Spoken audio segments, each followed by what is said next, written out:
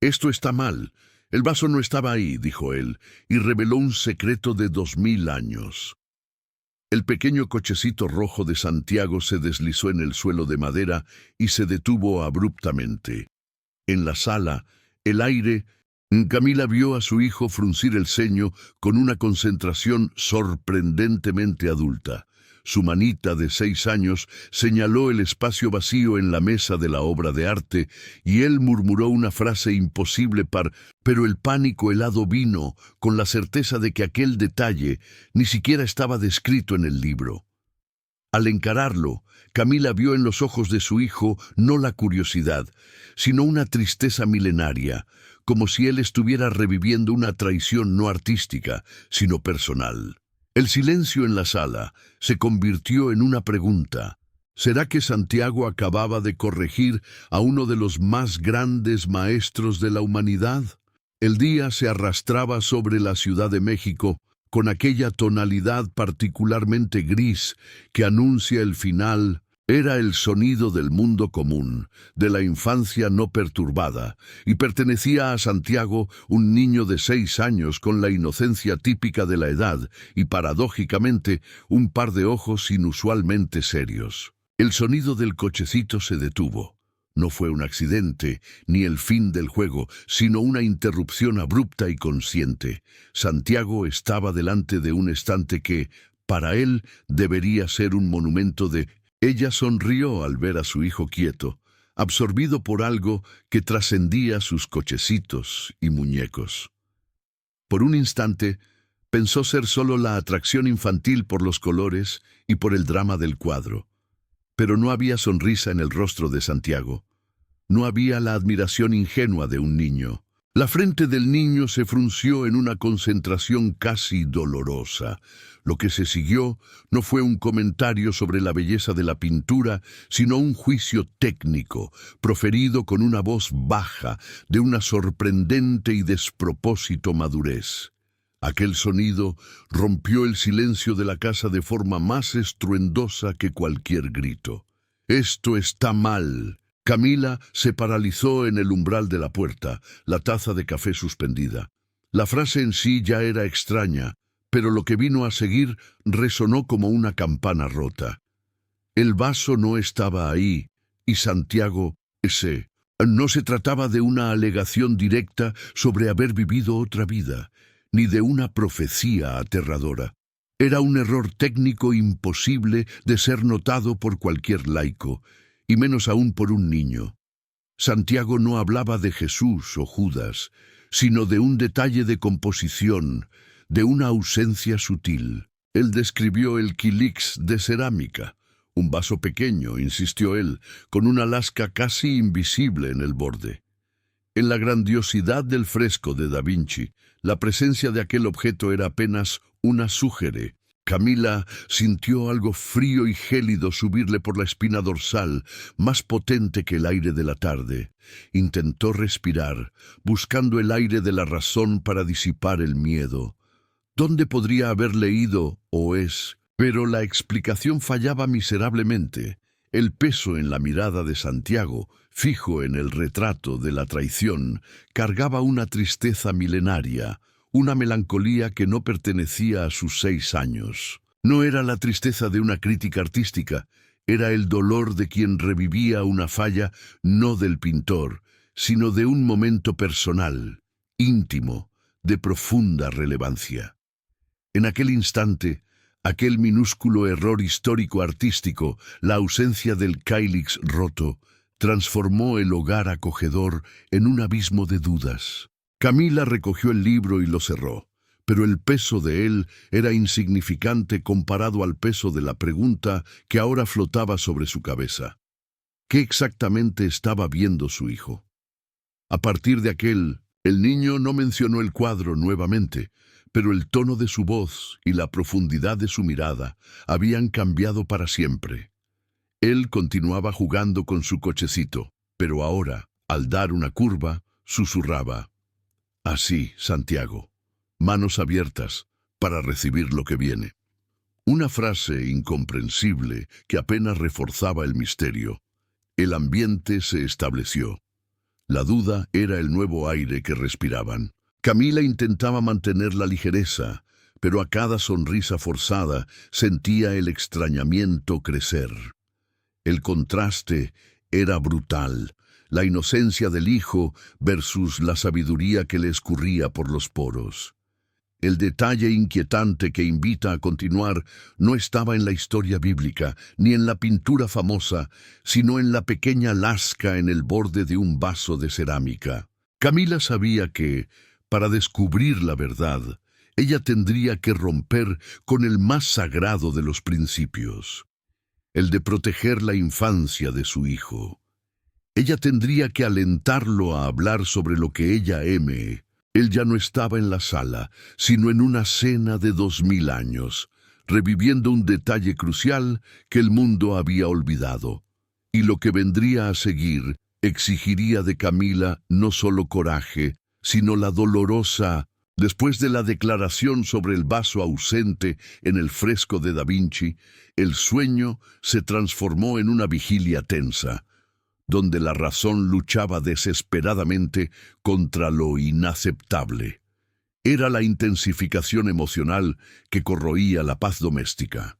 Camila pasaba las madrugadas observando al hijo, no ya con la mirada serena de la madre que vela, sino con la atención obsesiva de quien busca una falla en el tapiz, un hilo suelto que deshaga el espe. La verdad, sin embargo, se filtraba del niño en el centro de la experiencia de formas cada vez más complejas y vívidas. Poco a poco, Santiago dejó de solo comentar sobre la famosa pintura y comenzó a discurrir sobre lo que él llamaba el antes. No eran solo frases, eran pequeñas pruebas concretas forjadas en olores, sonidos y texturas. Él hablaba de la vida en Jerusalén en el primer siglo con la familiaridad de un morador, el olor penetrante, la arquitectura exacta de una sinagoga menor en el Monte de los Olivos, describiendo la posición de las vigas de cedro con una precisión que jamás constaría en libros didácticos de historia. En una C, Santiago, sin desviar la mirada, mencionó el nombre oscuro de un comerciante de especias y de un centurión romano que, según él, había estado presente en la prisión. Eran nombres que solo un historiador especializado reconocería en notas al pie de tratados antiguos y en archivos de excavaciones, detalles que el Internet no entregaría fácilmente y que un niño de 6 años jamás debería haber siquiera oído. El involucramiento de la familia y del mundo externo se volvió inevitable. Camila intentó callarse, mantener el secreto como un tesoro aterrorizante, pero el peso era insoportable. Ella buscó a la única persona que podría proporcionar la fuerza que se opone a la fantasía, un hombre de convicciones inquebrantables, cuya vida era dedicada a desentrañar el mito con el bisturí de la razón. Él veía el fenómeno Santiago con la curiosidad profesional, fría y distante de un C. Era la voz del público escéptico, la personificación de la muralla de la razón. Él era el aliado que Camila necesitaba para probar que estaba solo loca, y el antagonista que probaría que la verdad no.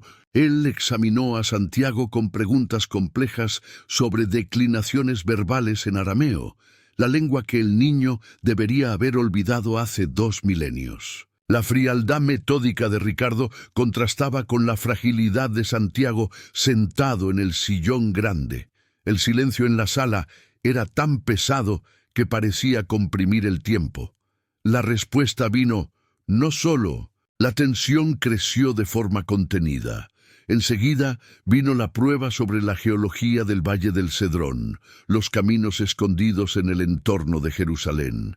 Ricardo, con la voz firme y profesional, cue. La duda en la mente de Ricardo ya no era si el niño había oído la información. Era cómo podía saber de eso con tamaña viveza. La prueba final, la que haría temblar la lógica de Ricardo, vino con un detalle controversial: la descripción de un nicho subterráneo en el monte del templo. Era un punto que el propio Ricardo había defendido en su tesis de doctorado en la UNAM, alegando que el nicho existía y podría guardar secretos, pero que jamás había sido comprobado arqueológicamente. Ricardo se inclinó sobre la mesa, sus lentes resbalando ligeramente sobre la nariz, y preguntó, con la voz ahora un tono abajo, casi un susurro de incredulidad: «¿Qué hay en aquel lugar, Santiago?». Él solo sonrió, una sonrisa antigua y cansada que envejeció su rostro de niño por milenios. Y la frase que profirió no se dirigió al historiador, sino al alma de Camila, que estaba sentada al lado, respirando en pequeños jadeos de terror y fascinación. El pergamino está allí, detrás de la piedra rota. Él nunca escondió nada que no fuera su propia humanidad. La tensión se volvió física. Ricardo Valenzuela, el baluarte de la razón, retrocedió en su silla como si hubiera recibido una descarga. La men era la validación de una teoría que solo existía en la mente de un escéptico profesional y aparentemente en la memoria de un alma antigua. Camila oscilaba entre el terror de tener un hijo anómalo y aquel no era un niño prodigio. Era un misterio psicológico y espiritual en carne y hueso. El silencio que se siguió no era de paz, sino de incomodidad. La lógica de Ricardo estaba agrietada, y la fe de Camila estaba naciendo de un lugar de terror puro. El antagonista, el escepticismo de Ricardo, había fallado en su primer intento de desmantelar el relato. Lo que Camila necesitaba ahora no era más la razón, sino la prueba visual, la confirmación que la llevaría a enfrentar el fenómeno de frente. Ella sentía que la memoria de Santiago estaba incompleta, que el alma que regresó traía consigo no solo la sabiduría, sino una culpa no resuelta. Aquel detalle inquietante que invita a continuar era él. Camila sabía que, para aliviar la angustia de su hijo, ella tendría que sumergirse de cabeza en el pasado que él tanto insistía en revivir. El siguiente paso no sería más una investigación de consulto. El baluarte de la razón, personificado por el doctor Ricardo Valenzuela, había sido sacudido. Sin embargo, Camila sabía que la duda racional, por más agrietada que estuviera, era aún un escudo contra el miedo. El verdadero terror sería ver la lógica romperse completamente, el momento en que la última barrera entre lo visible y lo sentido se derrumbaría. Fue una decisión instintiva, guiada por la desesperada necesidad de consuelo y de prueba, que la llevó a un museo en el sur del país. Camila necesitaba una confrontación táctica, de un lugar donde la memoria de Santiago pudiera ser examinada por una réplica física, tridimensional de la última cena. Ella quería colocar al niño en el centro de la experiencia, delante de la versión a escala real del famoso fresco, esperando que la frialdad del yeso y de la pintura aplastase la fantasía. Cuando llegó delante de la inmensa pared, su mirada no se fijó en la figura central de Jesús, ni en las copas y panes esparcidos por la mesa. Sus ojos fueron atraídos con una fuerza magnética hacia el discípulo Judas, cuya expresión, en la réplica en alta fidelidad, parecía reflejar no la maldad premeditada, sino el pánico y la desesperación de un hombre acorralado por la inevitabilidad. En ese instante, la racionalidad de Camila se desintegró. Santiago comenzó a llorar, pero no era el llanto infantil de un susto o de un berrinche. Era un llanto ancestral, un sollozo que parecía venir de siglos de angustia reprimida. El sonido era gutural, descontrolado, una liberación de culpa y de dolor acumuladas en el tiempo. Yo fallé. Él había sido apenas un joven sirviente, un auxiliar insignificante, cuya única responsabilidad en aquella noche era servir el agua y el vino a los invitados. Aquel minúsculo cáilix de cerámica roto, el detalle que dio inicio a todo, era suyo. Era un regalo de su padre, un símbolo de responsabilidad y confianza. Y la ruptura del vaso, explicó, simbolizaba la promesa que no consiguió cumplir, la de proteger al maestro, la de intervenir, la de alertar sobre lo que estaba por venir. Él vio el drama de cerca y Camila sintió la necesidad desesperada de registrar aquella verdad. Ella tomó su pequeña libreta de notas y un lápiz de carbón. Santiago, con la rapidez y la precisión de un maestro, un dominio motor que no era el de un niño de 6 años, tomó el carbón y en un margen libre de la réplica esbozó con un trazo firme. Él dibujó una sutil fisura en la piedra de la pared justo encima de la cabeza de Cristo. Un detalle microscópico. Él dijo, es el único punto de reposo visual de su mirada. Él miraba hacia lo alto, hacia la grieta, no hacia el futuro, sino hacia el error geológico. Camila sintió el vértigo de la desesperación. El hijo estaba inmerso en una ilusión que parecía inamovible. Y al mismo tiempo, la esperanza, la revelación era tan rica en detalles que tenía que ser verdadera.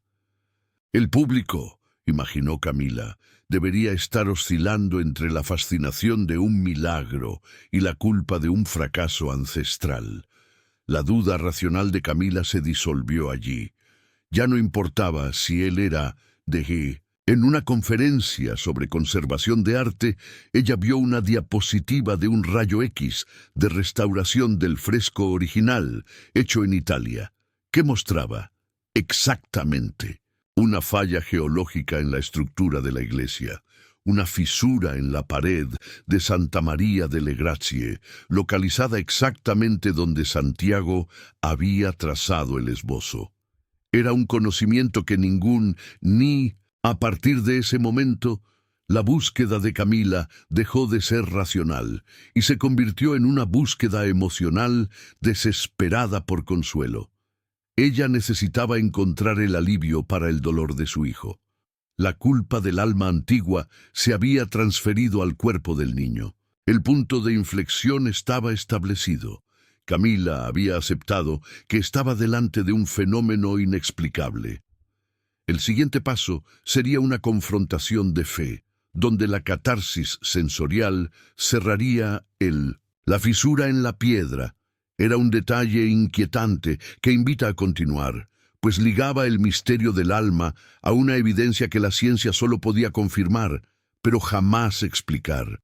Lo que Camila buscaba ahora no era el por qué él recordaba, sino el cómo aliviarlo del dolor de un error de 2 milenios. Órale, aquí tienes la parte 4 de 5, donde la búsqueda de Camila Hernández se convierte en una peregrinación para aliviar el dolor de Santiago Torres, y el doctor Ricardo Valenzuela enfrenta la fe. La revelación de la fisura en la pared de la Santa Cena desmanteló la última reserva de escepticismo de Ricardo Valenzuela. Él no podía negar una prueba geológica tan precisa. La lógica se había rendido. Ella decidió que la única forma de romper el ciclo era a través de un acto de fe profundo, una catarsis sensorial. Necesitaba un lugar que resonara con la memoria, una tierra santa mexicana, donde no era la ubicación original de la memoria, sino un poderoso símbolo de refugio y perdón en el universo cultural de Santiago. Camila y Santiago viajaron juntos, sin Ricardo, cuya presencia podría contaminar el momento con el residuo de la razón. La basílica estaba llena, con el murmullo de miles de personas, el olor a incienso. Camila lo llevó a una capilla lateral, más tranquila, donde la luz tenue creaba un ambiente íntimo y propicio para la confesión. Ella no intentó forzar una oración, sino crear un espacio para la memoria, una invitación al diálogo entre el niño y el alma antigua. Santiago miró la imagen de la Virgen y por primera vez desde el inicio del misterio, su rostro se relajó. Él no lloró ni sollozó. Él apenas suspiró, un sonido largo y liberador. El maestro lo sabía, mami, susurró él en español mexicano, pero yo no quise ver. Fue mi cobardía, no mi silencio. La culpa no era por el vaso quebra. El cuerpo de Santiago se sacudió con una última contracción, como si un peso invisible acabara de ser retirado de su espalda. Cuando él se apartó, sus ojos ya no tenían el peso de los 2 milenios. El miedo de Camila se disolvió en aquel instante, reemplazado por la certeza de que el amor maternal había actuado como un ancla, trayendo al alma de vuelta al presente. El misterio no se resolvió con pruebas o libros, sino con el abrazo, el único mecanismo capaz de curar heridas ancestrales. El doctor Ricardo Valenzuela, que los esperó en un café cerca del Zócalo, vio la diferencia en el niño inmediatamente. Santiago le pidió un taco al pastor y habló del cochecito rojo, no del monte de los... El drama había terminado, dando lugar a una calma profunda, la certeza de que el amor había triunfado sobre el miedo y el peso de una falla ancestral. La calma sustituyó a la culpa. El niño de 6 años se convirtió en un muchacho de 8, después en un joven, y la memoria ancestral se transformó apenas en un susurro. Camila y Santiago encontraron él no veía una obra de arte sacra, sino un retrato de hombres con fallas, sentados alrededor de un maestro que estaba allí no por el milagro, sino por la simple y humana acción de compartir una comida. La lección, pensaba ella, era que el secreto de Da Vinci no estaba en esconder, sino en revelar lo más frágil y humano que hay en lo divino. El amor venció al miedo. El misterio del vaso roto y la sonrisa cansada de Cristo permanecieron en la memoria de la familia como una pregunta poética. La aceptación trajo alivio, pero no la certeza. El niño de 6 años se convirtió en la prueba viva de que la vida es una continuidad y que al final todos somos sirvientes, testigos de un drama mayor. Restó solo la certeza, envuelta en melancolía y esperanza, de que la verdad a veces se esconde en el silencio y es contada por la mirada cansada de un niño que vio la cara más humana de lo que era divino.